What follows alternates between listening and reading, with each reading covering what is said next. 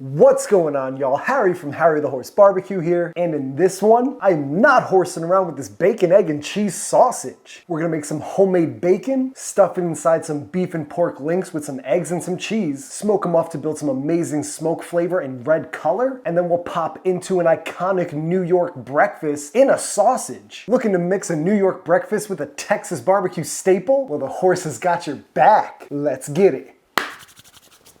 Harry the Horse Barbecue. Bacon, egg, and cheese. If you're from these parts of New York, you know that that is one entire word. Now, ordering a bacon, egg, and cheese here in New York can be a bit controversial. Some people like it on hard rolls, some people add ketchup. My personal go-to order is a bacon, egg, and cheese on an everything bagel. And that is the key inspiration for this sausage today. So in order to make this sausage, we gotta start with the best part, which is the bacon. So let's go, grab some nice homemade bacon. Now I spent a wee bit of time whipping up this homemade bacon. Let me take you back to when I started it. Here we go. Now unequivocally, the best part of a bacon, egg, and cheese is the bacon. So about a week ago, I took this pork belly, weighed out my traditional bacon cure, went for about a 2.5% cure on this pork belly, which means I used about 42 grams of that bacon cure, hit the bacon on all sides, all the way around, and then I vac sealed it up, stored it away for the last week or so. So all I'm gonna do is rinse this belly off, and then we'll smoke it for the next few hours or so. So I'll see y'all out there. It's like a skating rink trying to get to the smoker. I hope I don't fall. All right, y'all, I've been fighting 40-mile-an-hour winds, trying to get this cooker up to about 225 degrees. We're at 175, but I'm gonna pop this belly on because a little extra smoke ain't gonna hurt. Up and under. Okie doke. So pork belly on. And in a few hours, we'll have some bacon. But we want this belly to get some golden, smoky color, render a little bit of that fat, and we'll pull it when it's about 150, 155 degrees or so. So I'm gonna maintain temps around 225 degrees. Then I'll bring you all back for the next phase of this sausage. Now that entire process is totally worth it to make some homemade bacon because there's endless applications for it. So to work this into our sausage, let's cube it up. Smelling smoky. So I'm just gonna lob off this meatier piece. Yeah, that looks like some great bacon. And that's 518 grams of bacon. But at this rate, we just start making some cubes.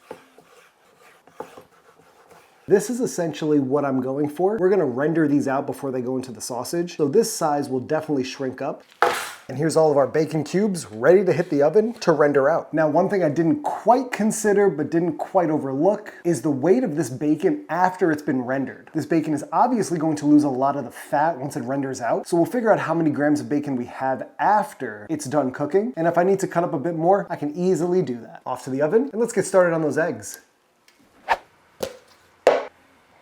Now I'm going for about a 12 to 15% egg ratio in the sausage, which I'm aiming for somewhere between 300 and 350 grams.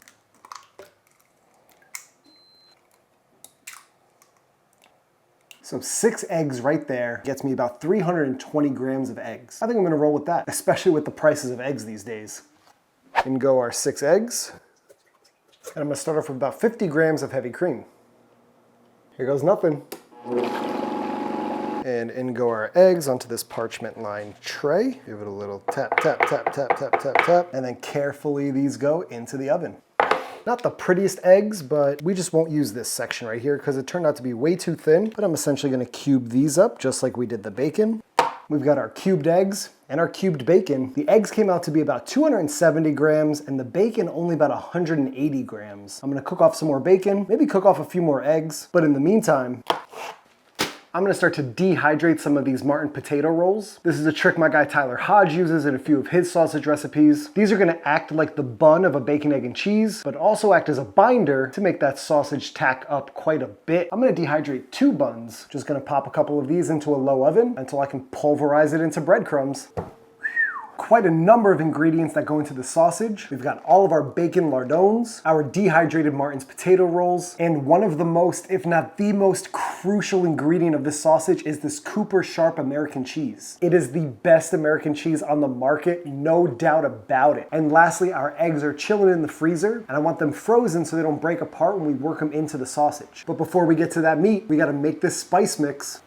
Now half of our binder is gonna be this milk powder, and the other half of the binder is gonna go in the form of these dehydrated Martin's potato rolls. That's a full-on 4% binder. Now we're going down with all the flavor components of my ultimate New York bacon, egg, and cheese. Starts with kosher salt, 16 mesh black pepper, everything bagel seasoning, gotta have it. Granulated garlic, granulated onion, a little paprika for some color, and cannot forget the pink curing salt. Now if you're a bacon, egg, and cheese with ketchup kind of person, put some tomato powder into this. If you like a little hot sauce with your bacon, egg, and cheese, you can go ahead and add some Frank's Red Hot seasoning powder. Give her a mix around. And last thing we need to prep is our meat. So let's go shopping for the most crucial component, the meat. Let's go. Beef and pork. Mock tender, pork shoulder. Picked them up from my guys over at Marbled Meat Shop. So enough horsing around, let's get these meats out of the pack. So I went with my classic combo of mock tender and pork shoulder. As you can see, this mock tender doesn't have a ton of intramuscular fat, which is good because too much fat in your sausage can make it too liquidy. But if you're lacking fat, then your sausage farce might not come together super well, and you might be left with a dry and crumbly sausage. So although that was lean, we've got a ton of fat on this pork butt, so I think we'll be all right. I'm just chunking down this meat so it'll fit a lot better into the meat grinder, and the meat grinder doesn't have to work as hard to grind up the meat. Our meat is all cubed up perfectly, and I think we're gonna have a great ratio of lean meat to fat. Put off to the freezer for about 30 to 45 minutes, then we can finally build these links. Course die.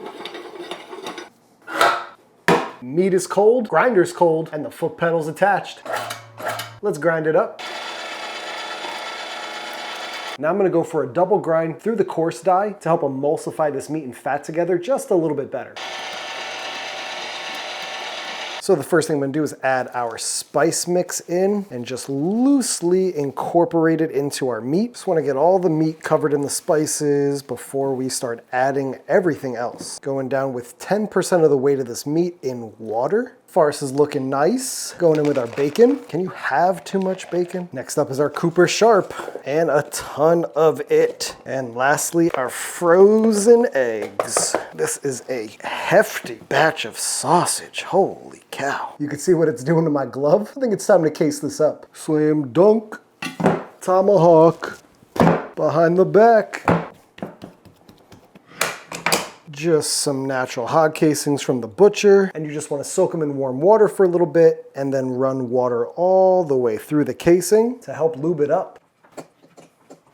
One knot, double knot. Let's link these up, and I'm just going to start making one big rope. I've got my really long coil of sausage. Now I'm gonna take the bench scraper, use it as my guide. So all I'm doing is pinch, slide, pinch, and twist. Not the easiest sausage casing experience, but not the worst. I'm still trying to work out that rope method. I had 3 blowouts, which isn't terrible, but y'all know the drill. These are gonna head to the fridge to dry out the casings, let the cure go to work, and hopefully tighten these up before they cold smoke. So let's say nighty-night to these links.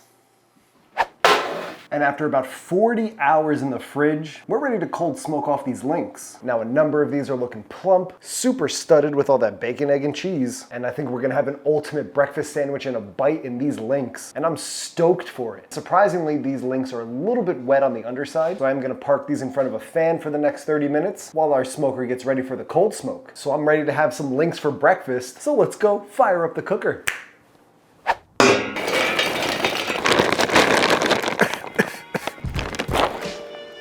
Snake nests, 2 will do. This cold smoke requires hot coals.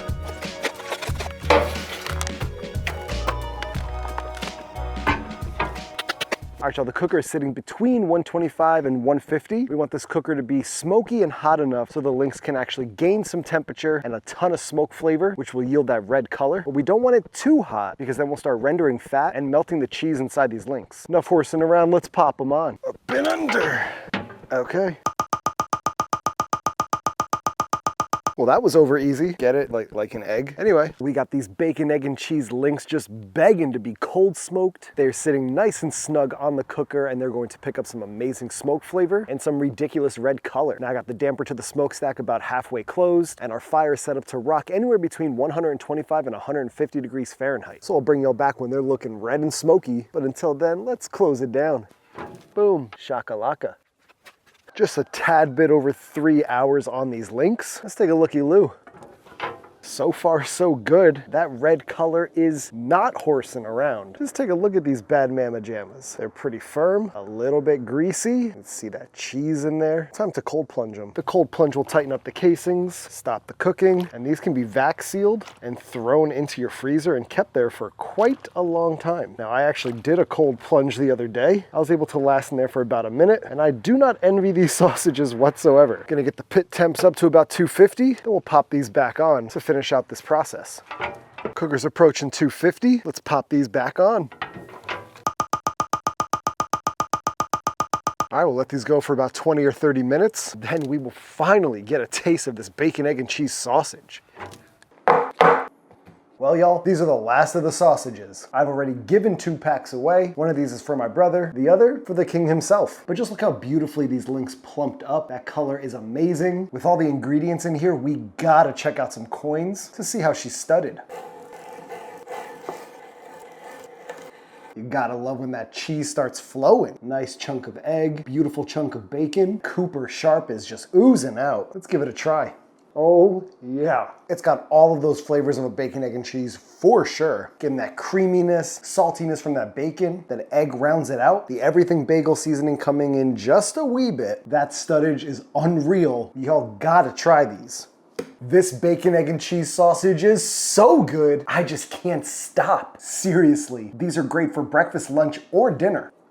Ridiculous. Now we gotta pop one.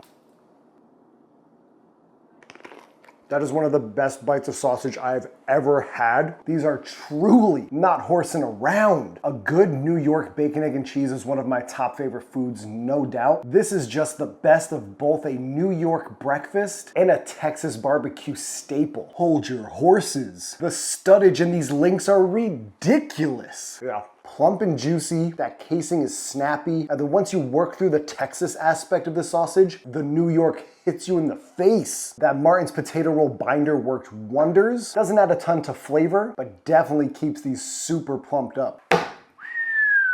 All this bacon, egg, and cheese has got me saying yes please to a nap. So I'm gonna go sleep this one off and dream of some barbecue breakfast lyrics. Here we go.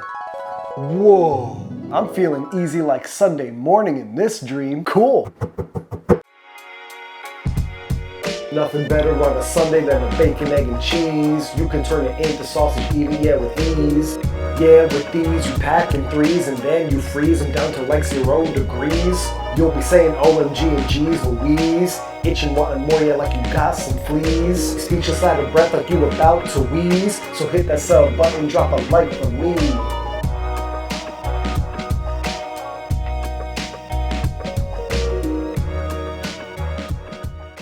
Thank y'all for tuning into Harry the Horse Barbecue. I really appreciate you checking out this video. Make sure you subscribe for the vibes, leave a like for these links, and comment down below with the next sausage I should be making. You can tag me on Instagram at Harry the Horse Barbecue. Tag me so I can see what y'all are cooking because it seriously inspires all of these recipes. And with that being said, there's only one more thing, y'all. This one is going straight to the horse's mouth. We'll catch y'all in the next one. Peace. Gotta love a sausage snap for breakfast.